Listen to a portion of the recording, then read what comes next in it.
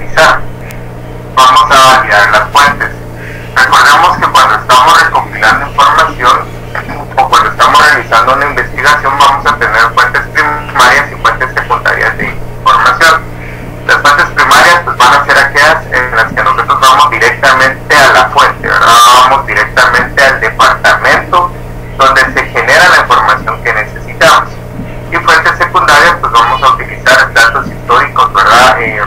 Vamos a utilizar informes que ya se han realizado anteriormente, vamos a utilizar publicaciones de gobierno, revistas, libros, etc. Se realiza el análisis de la información, ¿verdad? Se hace el análisis que se requería, que nos va a ayudar para realizar la toma de decisiones. Luego pues integramos, ¿verdad? Se integra la información que se ha analizado, se unifica, ¿verdad? Se presenta de la forma, se presenta el resultado de la forma en la que nosotros podamos entregar un informe que sea entendible, ¿verdad? Que sea la persona que lo va a leer sea capaz de interpretarlo aunque no tenga mayor conocimiento sobre el tema. Recuérdense que la información o los resultados o el informe que nosotros presentemos debemos de presentarlo en un lenguaje sencillo, un lenguaje que sea de fácil interpretación, incluso para aquellas personas que no están directamente relacionadas o que no trabajen directamente en cada uno de los departamentos de la empresa. Pues vemos, este es un esquema de manejo de la información, ¿verdad? Los recuadros, esto no se los dije en el video, pero este recuadro significa almacenamiento de información, ¿verdad? Este recuadro significa proceso. Acá tenemos que poner el nombre del proceso y lo tenemos que tener bien detallado, y la flecha acá pues va a significar el flujo de datos.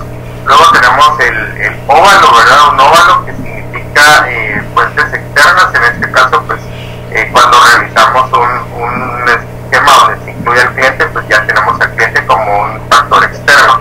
Lo vamos a ver en un diagrama un poquito más adelante, ¿verdad? Entonces acá tenemos el flujo de datos, ¿verdad? Cómo van fluyendo los datos dentro del sistema. Y acá pues tenemos nuestra estructura de datos, ¿verdad? Este pues ya lo explicamos en el video, ¿verdad? Es un proceso de nómina. Toda la información que se requiere, ¿verdad? El número de empleados, la información personal, la información de pagos, la información de pagos actual, más o la información anual, ¿verdad? Luego pues el número de empleados nuevamente, ¿verdad? Para el registro del archivo de tiempo, el nombre del empleado, las horas trabajadas, el cheque el cheque de pago por el empleado, pues siempre tenemos el número de empleado. ¿Cuál es el factor común acá? ¿Cuál es el factor que nos va a dar la información que nosotros necesitamos? ¿Verdad? Como el ID o el identificador del empleado va a ser el número de empleado, ¿verdad?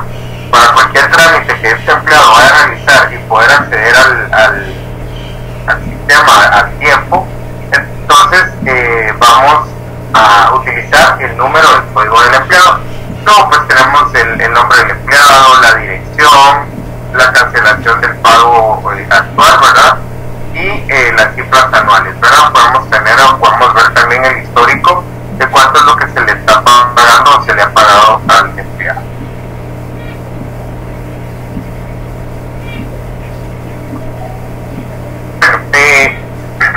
Análisis de flujo de datos. Estamos hablando, ¿verdad? del flujograma o del análisis del flujo de la información o del diagrama del flujo de la información, mejor dicho. Pero definamos un poco el análisis de flujo de datos, ¿verdad? Lo que vamos a analizar nosotros para obtener la información que necesitamos son los datos. Recuérdense que estos datos son ingresados por una persona, por un colaborador, por un empleado, ¿sí? Entonces nos dice que análisis de flujo de datos es una técnica de análisis que busca entender cómo fluyen los datos a través de un sistema.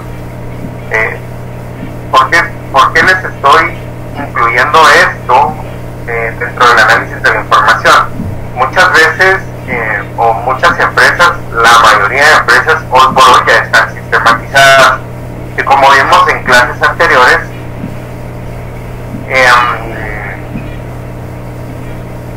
ya tenemos programas, ¿verdad?, que son los que nos ayudan en los procesos de transformación o los procesos de manufactura dentro de la empresa. Pero ¿cómo funcionan estos programas? Pues, o este software, pues van a ser diseñados en base a las características, a las necesidades e incluso a la cultura organizacional, ¿verdad? Se tiene que adecuar a, y esto pues lo vimos en clases anteriores. Debemos entender entonces cómo fluyen los datos dentro de la organización o dentro del sistema de la organización. El diagrama de flujo de datos entonces va a examinar el uso de datos en diferentes partes de una organización.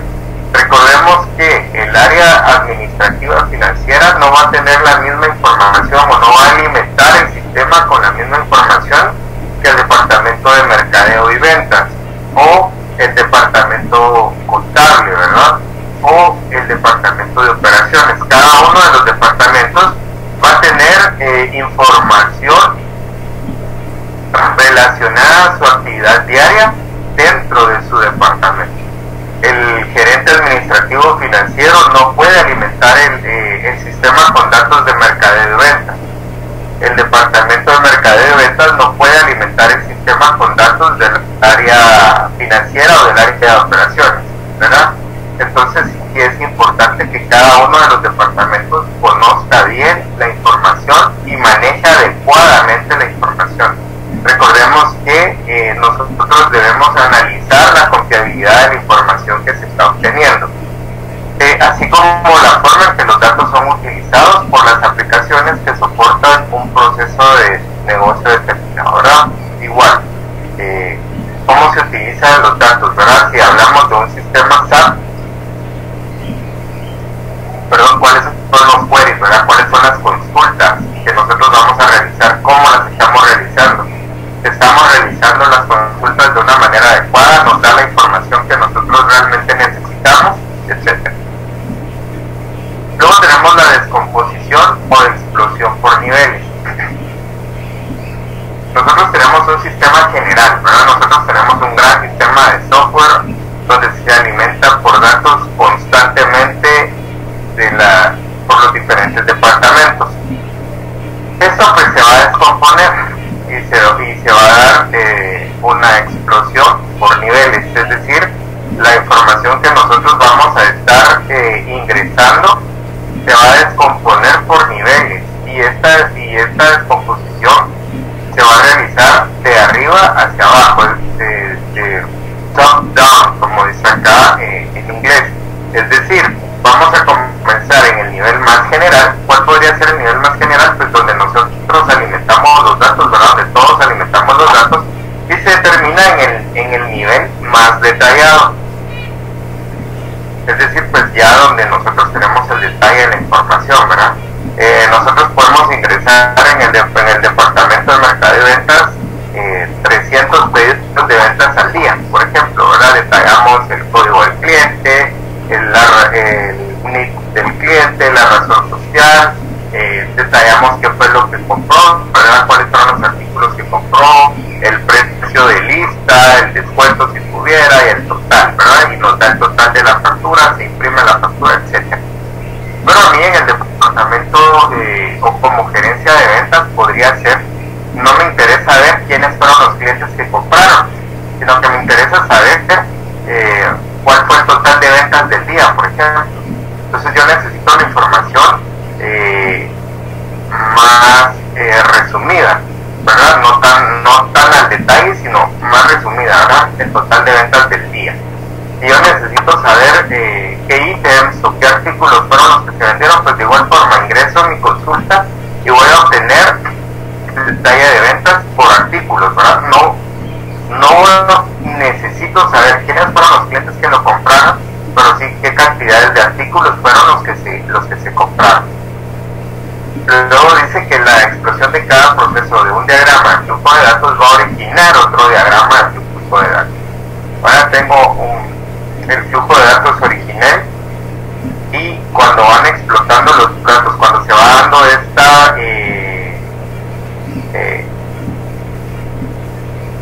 explosión de información, cuando se va replicando la información, pues yo voy a dar origen a otro diagrama de flujo de datos. Es necesario que se compruebe que se mantiene la consistencia de la información entre ellos, ¿verdad? Mi diagrama de flujo de datos en el departamento de mercadeo y ventas, pues es un diagrama que está diseñado para el área de mercado y ventas, ¿verdad? El acceso que yo tengo está diseñado específicamente para un departamento. Pero la información que yo estoy generando está alimentando una base de datos general, ¿verdad? La que va a soportar la información de toda la empresa. Y para los informes, por ejemplo, en los niveles de información que vimos o de programas que vimos, pues vimos que hay un programa en el cual se le da acceso al área de sistemas o al área de presidencia o de gerencia general para todos los programas. Entonces, dependiendo de las necesidades o generar la información que el área de sistemas o que el área de gerencia necesita, entonces esto va a dar origen a otro diagrama de flujo de datos. Debemos entonces comprobar que la información de entrada y de salida de un proceso, cualquiera que este sea, va a corresponder con la información de entrada y salida del diagrama de flujo de datos en el que se descompone, es decir, en el que se estructura. Veámoslo por acá. Tenemos un diagrama de contexto, tenemos el sistema, ¿verdad? El sistema como tal, ¿verdad? Este es el nivel 0. Luego este sistema nos va a dar origen a un nuevo diagrama, ¿verdad? El diagrama 0, ¿verdad? Acá ya vamos a tener dos procesos. Este proceso pues se va a dar origen, digamos, a un nuevo diagrama de flujo de datos dentro de la organización, ¿verdad? Tenemos los procesos primitivos, ¿verdad? Los procesos de entrada y de salida de la información en ambos niveles, y luego pues vamos a tener también un diagrama intermedio, que como pueden ver surge siempre de un proceso o de un diagrama superior, ¿verdad? Entonces así es como se va descomponiendo. No entro más en detalle porque realmente nosotros no estamos en una ingeniería en sistemas donde vayamos a aprender a programar o vayamos a tener que diagramar una base de datos, pero sí es importante que conozcamos el diagrama, cómo va. Entonces, esto era lo que les decía, significa una entidad externa, ¿verdad? O sea, el cliente es una entidad externa. Tenemos el flujo de datos, ¿sí? Tenemos el flujo de datos. Este flujo de datos nos va a dar un proceso. ¿Cuál es el proceso? Pues es el proceso 1, la gestión de pedidos. Validamos el pedido. Ahora el cliente hizo un pedido, se valida. Esto es lo que denota almacenamiento de la información, ¿sí? Almacenamiento de la información. Este va a ser un proceso alterno, ¿verdad? Entre componer el pedido y emitir la factura, ¿verdad? Se controla la emisión de la factura.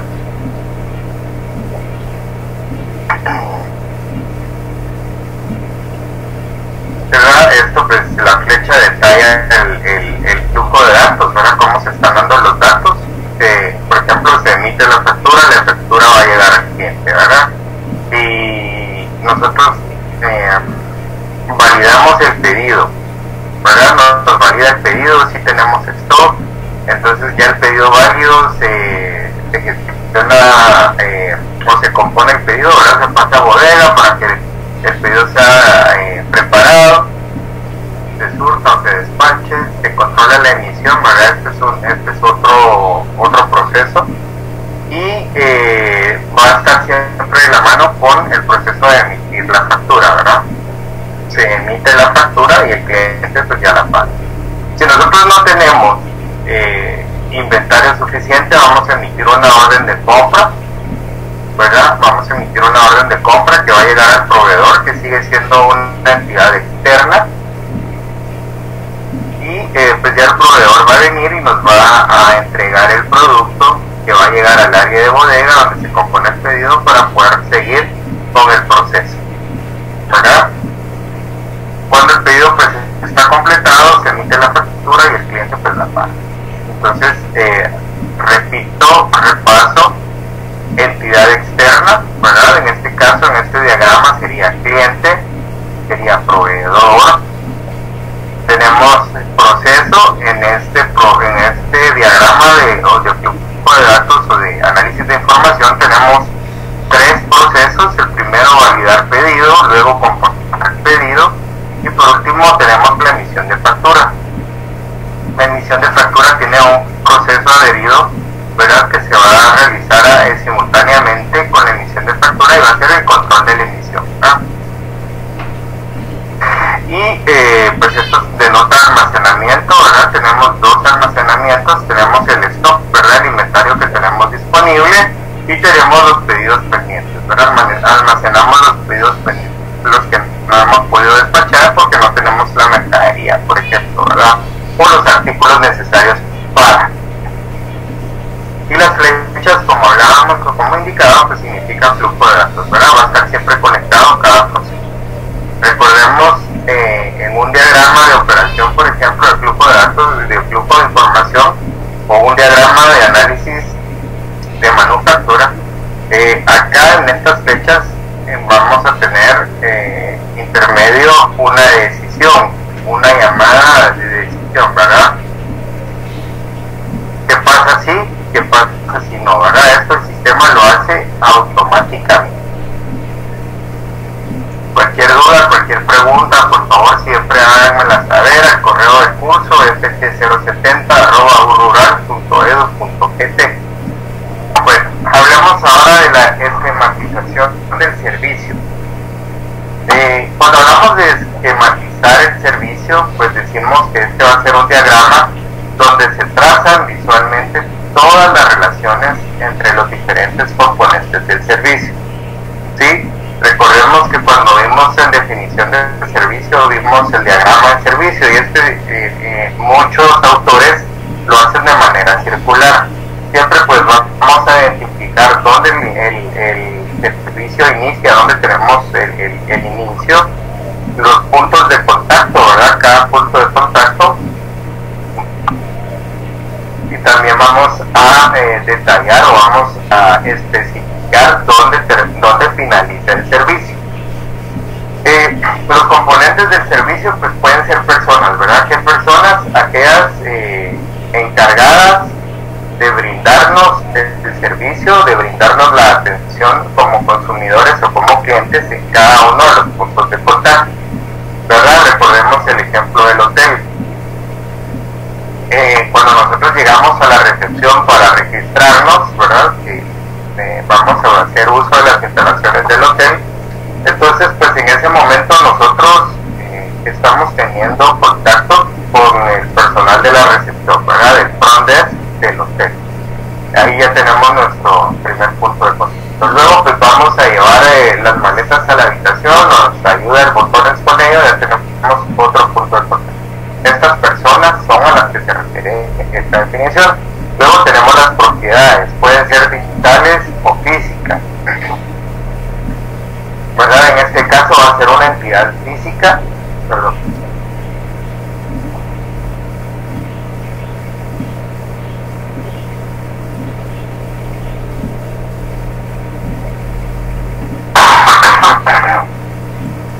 En este caso les decía, va a ser una entidad física, puesto que vamos a hacer uso de las instalaciones del hotel. Acá pues ya vemos el hotel, si es como lo vimos en las fotos, en la publicidad, la limpieza, ¿verdad? Ya va a entrar la percepción, ¿verdad? Ya los momentos de valor que también en su momento los vimos.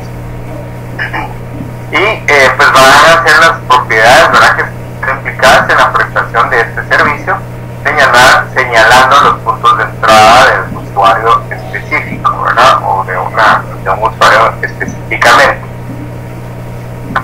El Customer Journey es el camino que va a recorrer un cliente a lo largo de los diferentes puntos de contacto e interrelación con las organizaciones. Cuando hablamos del Customer Journey, es cada punto de contacto que él va a tener dentro del ciclo de servicio, ¿sí?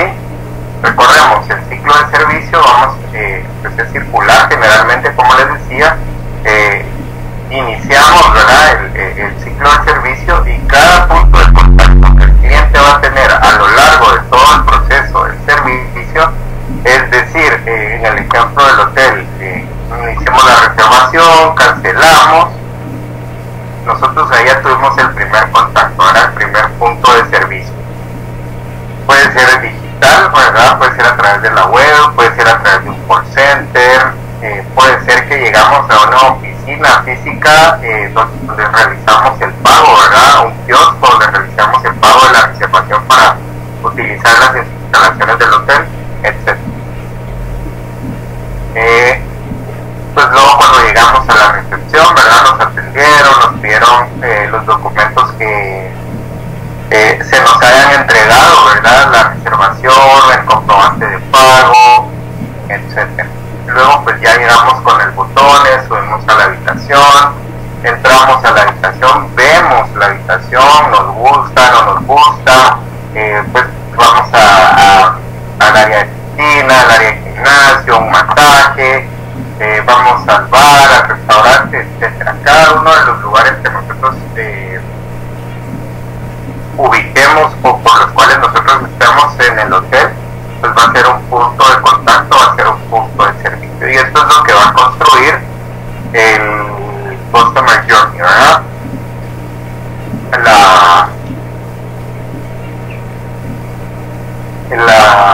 La jornada del cliente, ¿verdad? ¿Qué es lo que el cliente hizo?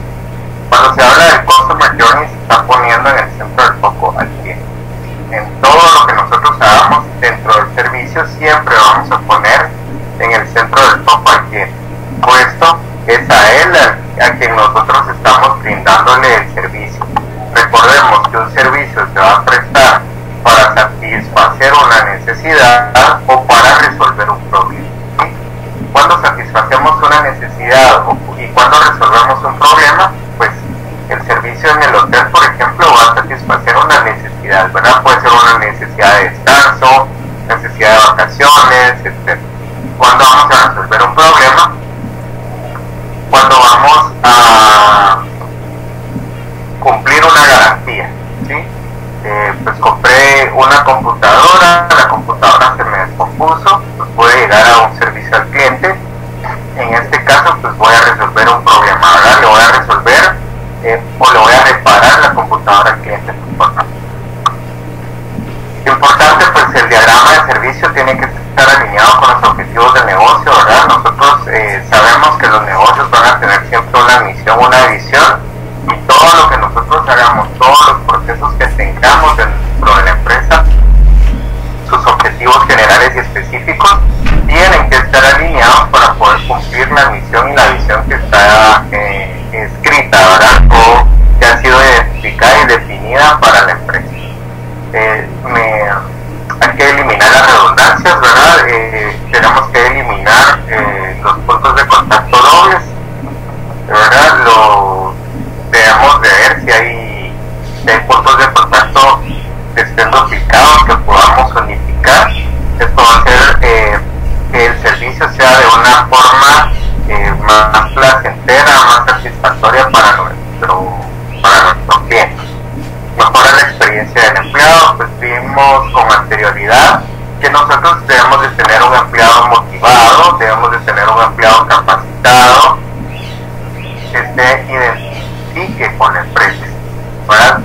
Si logramos que el empleado esté motivado, que se siente identificado, que tenga una buena remuneración, él va a trasladar esa satisfacción al cliente, ¿verdad? Si vemos una entidad estatal, nos vamos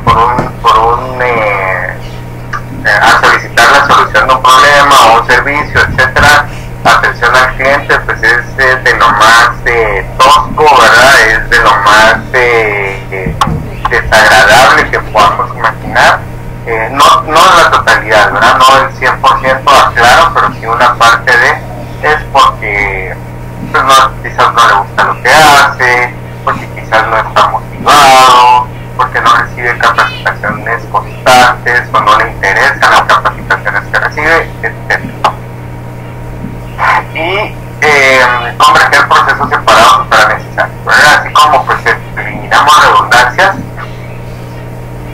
y necesitamos separar algún proceso, pues también lo debemos hacer, ¿verdad? Por ejemplo, spa y piscina no pueden estar juntos, pues entonces separamos los servicios. Cuando elaboramos un diagrama de servicio, pues esto nos va a servir para tres acciones esenciales de cara a la fase previa de un rediseño. Por eso cuando rediseñamos o realizamos una reingeniería de diseño, primero vamos a descubrir las debilidades del servicio, cuáles son nuestros puntos flacos, ¿verdad? ¿Qué es lo que nos cuesta más? Y hablando de los momentos de la verdad, ¿cuáles son los momentos de la verdad amargos que nos da el sistema? ¿Dónde están esos momentos de la verdad amargos? ¿Sí? Recordemos que los momentos de la verdad amargos son aquellos en los que el cliente no está satisfecho, ¿verdad? Donde las cosas no nos salen como nosotros esperábamos que estas salieran. Entonces debemos identificar esos puntos para pues eliminar esos momentos de la verdad amargos, ¿verdad? Y convertirlos en momentos de la verdad estelares. Debemos identificar oportunidades para la optimización. Optimizamos recursos, optimizamos tiempos, ¿verdad? Eliminamos la redundancia. Si hay procesos que podemos unificar, los unifico, ¿verdad? Debemos de ser capaces de optimizar los recursos que tenemos. Y esto pues nos va a volver un proceso más eficiente, ¿verdad? Eficacia, eficiente, y esto nos va a convertir en un proceso productivo. Luego pues vamos a atender puentes para mejorar el trabajo entre departamentos, ¿verdad? Recordemos que nosotros como empresa, como organización, pues no tenemos solamente un departamento o un área de trabajo. El cliente más importante desde mi particular punto de vista y en mi humilde opinión es el más importante en cualquier proceso organizacional. Ya hablemos de un servicio, hablemos de la producción o manufactura, ¿verdad? ¿Por qué? Porque la gente que está adentro es la que nos va a ayudar a que nosotros podamos brillar afuera. Es decir, si yo tengo un buen back office, tengo una área de mis departamentos, me cubren la espalda, pues yo voy a tener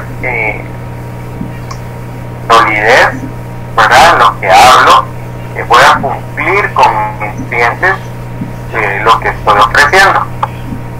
Pero si yo tengo un back office o tengo un área operativa o una espalda, ¿verdad? Los departamentos no respaldan lo que yo digo, voy a ofrecer productos de baja calidad, pues no vamos a cumplir con la satisfacción de necesidades de los clientes.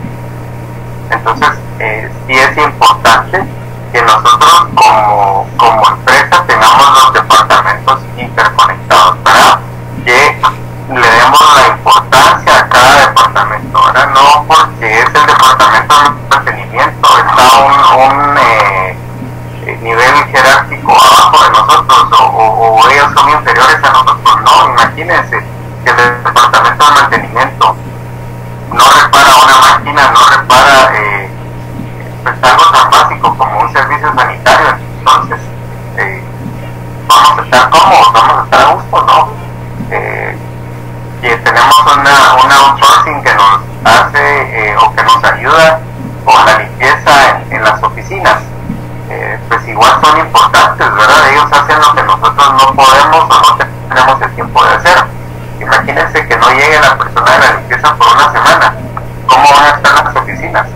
Entonces analicemos, ¿es importante o no es importante para nosotros? Estas tres acciones esenciales gerenciales nos van a ayudar entonces a identificar todos los puntos de mejora posibles en un servicio, tanto a nivel externo como a nivel interno, ¿verdad? Recordemos que mientras mejores seamos, más difícil va a ser para nuestra competencia igualarnos, ¿verdad? Siempre hablando de la ventaja competitiva. Todo esto es necesario para que nosotros logremos obtener una ventaja competitiva que sea pues difícil de imitar, ¿verdad? O inimitable y difícil de igualar, ¿verdad? El uso del diagrama de flujo del proceso, pues existen varios flujos que le podemos, existen varios usos que le podemos dar al diagrama de flujo. Recordemos que esta va a ser una herramienta gráfica que nos va a servir para representar la secuencia de actividades en un proceso.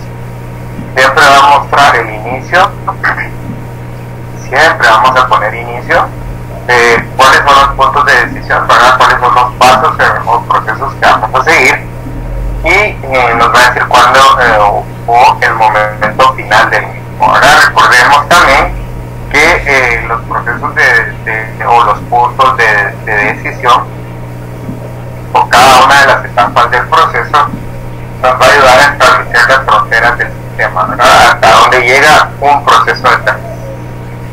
Los diagramas pues pueden ser utilizados en las siguientes áreas, ¿verdad? Tenemos departamentos administrativos. Cuando hablamos de departamentos administrativos, estamos hablando de mercadeo y ventas, ¿verdad? Estamos hablando de finanzas, estamos hablando de contabilidad, estamos hablando de recursos humanos. Perdón.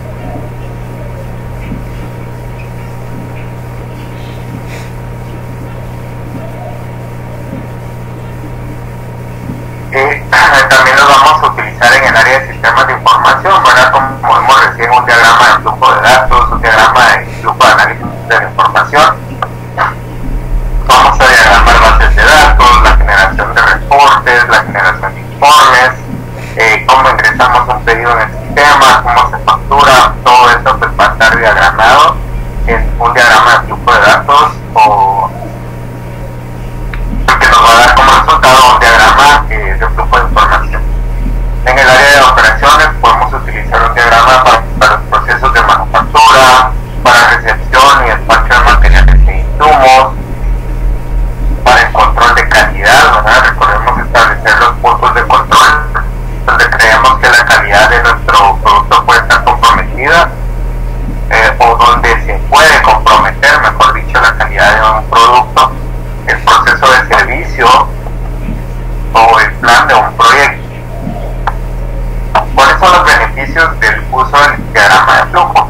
Pues primero vamos a tener un mejor control de calidad, ¿verdad? Como les he hablado, o como les he mencionado, mejor dicho, en diferentes clases, es importante que nosotros identifiquemos cuáles son esos puntos críticos donde podemos tener comprometida la calidad de un producto o un proceso. Bueno, entonces ser capaces de identificar dónde debemos de tener los puntos de control. Estos puntos de control nos van a ayudar a cometer la menor cantidad de errores posibles, o bien a no cometer errores, y nos va a garantizar la calidad de un producto, de un servicio o bien de un proceso. Pues nos da una visión transparente. Bueno, nosotros tenemos o podemos ver en una sola vista, si ustedes lo quieren, en un solo mapa, ¿verdad? En un solo diagrama, todo el proceso de manera gráfica, ¿verdad? Hay empresas que en el proceso ponen el nombre de la persona a cargo, ¿verdad? Entonces eso también nos ayuda porque pues yo tengo por ejemplo el inventario como proceso. Entonces abajo del recuadro del proceso de inventario yo tengo el nombre de la persona encargada. ¿Por qué? Porque entonces yo identifico quién es el que está a cargo del proceso, y cualquier consulta, cualquier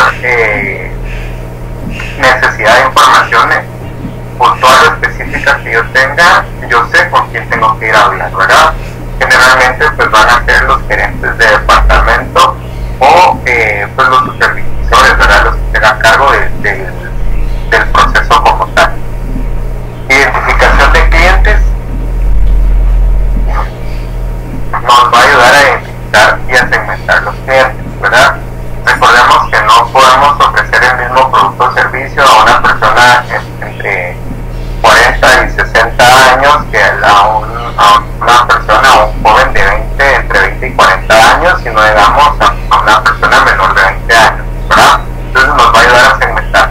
Tal vez no vamos a identificar al cliente por nombre, pero por ejemplo si tenemos acceso a la regla de edad de los clientes, sí podemos determinar qué rango de edades compra determinado producto. Nos va a ayudar al momento de analizar la información para mercadeo y ventas y ellos puedan pronosticar ventas a futuro. Tenemos una comunicación eficaz y nosotros sabemos hacia dónde o cómo debe fluir la comunicación y tenemos pues una mejora de tiempos y costos, ¿verdad? O nos volvemos, como mencionaba hace un momento, eficaces y eficientes, lo que nos va a volver productivos. Somos productivos, somos rentables, ¿verdad? Entonces pues vamos a tener de alguna manera un poco más de trabajo. Por último, pues vamos a hablar de la reingeniería del proceso de negocios, ¿verdad? Cuando hablamos de reingeniería estamos hablando de rediseñar, de reestructurar. Es decir, yo tengo un proceso establecido, ¿verdad? Yo tengo un proceso que inicia en el punto A y termina en el punto Z, pero no quiere decir que este proceso sea inflexible, ¿verdad? Que no lo pueda cambiar nunca. Va a llegar un momento en el que este proceso ya va a ser obsoleto, que ya no va a ser capaz de cumplir con las necesidades que tenemos como empresa, y ese momento va a ser, en ese momento, debemos nosotros reestructurarlo, rediseñarlo, ¿verdad? Entonces dice que reingeniería, según la Real Academia Española, es la reestructuración de un proyecto, de una empresa o de una institución con el fin de mejorar sus resultados o beneficios. Entonces, ¿cuál es el fin? ¿Cuál es la finalidad de la reingeniería? Mejorar, ¿verdad? Mejorar el proceso, lo que nos va a ayudar a mejorar los resultados, y si tenemos mejores resultados vamos a tener mejores beneficios. Hammer y Champion en el 2001 definieron la ingeniería del proceso como la revisión fundamental y el rediseño radical de procesos para alcanzar mejoras espectaculares de medidas críticas y contemporáneas de rendimiento, tales como costos, calidad, servicio y rapidez, ¿verdad? Ellos dicen que vamos a revisar todo el proceso y lo vamos a rediseñar radicalmente, es decir, vamos a eliminar los procesos que pues están redundando, ¿verdad? Que tenemos duplicados, los vamos a unificar, por ejemplo, o los vamos a eliminar de la operación de la empresa. ¿Para qué nos va a ayudar esto? Para tener mejores resultados, ¿verdad? Para tener un mejor rendimiento. Recordemos, eficaz, ¿verdad? Vamos a ser más eficaces, más eficientes, más productivos y más rentables. Obviamente pues nos habla de costos, ¿verdad? Vamos a reducir costos, vamos a mejorar la calidad, ¿verdad? Vamos a aumentar calidad o afecta la calidad como tal, el servicio y la rapidez con la que este se brinda. ¿Cuáles son las etapas del proceso de reingeniería? Primero vamos a identificar los procesos fundamentales, es decir, aquellos procesos que van a ser la columna vertebral de todo mi proceso, ¿verdad? De toda mi manufactura, de toda mi operación, ¿verdad? Aquellos procesos que yo no puedo eliminar. Procesos fundamentales que se requieren para satisfacer necesidades de los clientes, y vamos a empezar con la totalidad del negocio o con la empresa. ¿Qué quiere decir esto? Que no vamos a analizar únicamente el proceso de manufactura, de creación de servicios, sino que vamos a analizar cada proceso que se realiza en la empresa, desde la recepción hasta que el producto está terminado y es despachado. Todo lo que pasa dentro de la empresa lo vamos a analizar y vamos a eliminar, vamos a quitar aquellos procesos que no son necesarios. Vamos a analizar con detalle los procesos básicos, ¿verdad? Esos procesos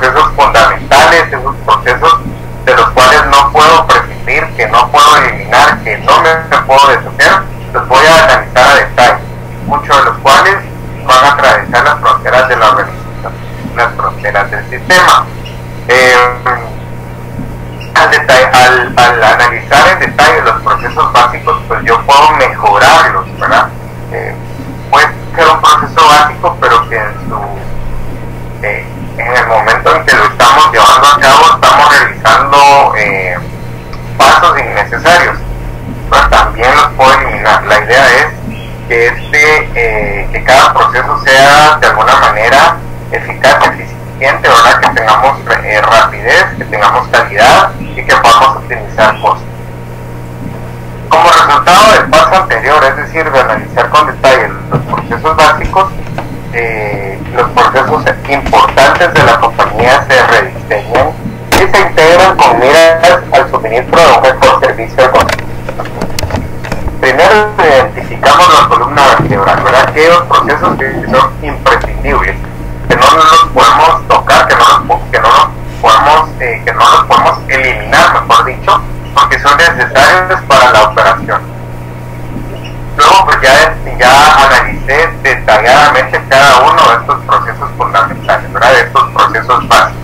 Esta columna vertebral ya fue analizada y entonces pues yo ya lo puedo mejorar, ¿verdad? Ya puedo rediseñar, puedo eliminar los pasos en un proceso que sean innecesarios, ¿verdad? Que pueda omitir, siempre sin afectar la calidad y el costo de manera negativa, ¿verdad? Es decir, que me incremente el costo, y esto pues siempre va a ser buscando satisfacer la necesidad del consumidor. Recordemos que la demanda se da por una necesidad insatisfecha de un cliente o de un consumidor, y eso es lo que nosotros buscamos, satisfacer esa necesidad.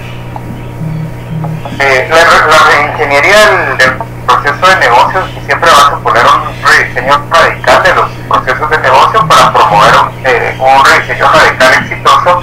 Hammer y Chaffee abogan por el cumplimiento de 4 principios. ¿Cuáles son? Organizarse en torno a productos finales y no en tareas. Entonces vamos a revisar el proceso, el rediseño del proceso, ya no enfocándonos en las tareas, ¿verdad? En cada tarea que se debe realizar, sino en el producto final. ¿Qué es lo que nosotros queremos obtener al final? Y si nosotros logramos reorganizarnos en torno a esto, pues la empresa va a obtener mejoramientos notables. Ahora vamos a obtener una mejor eficiencia, una mejor eficacia, una mejor productividad, y por ende, pues añadido, vamos a tener una mejor rentabilidad. Luego pues vamos a conseguir que las personas que hacen el trabajo procesen su propia información, ¿verdad? Cada uno de los involucrados en el proceso va a ingresar la información a la base de datos y va a tener acceso a ella, ¿verdad? Recordemos que siempre tenemos niveles de acceso a la información, ¿verdad?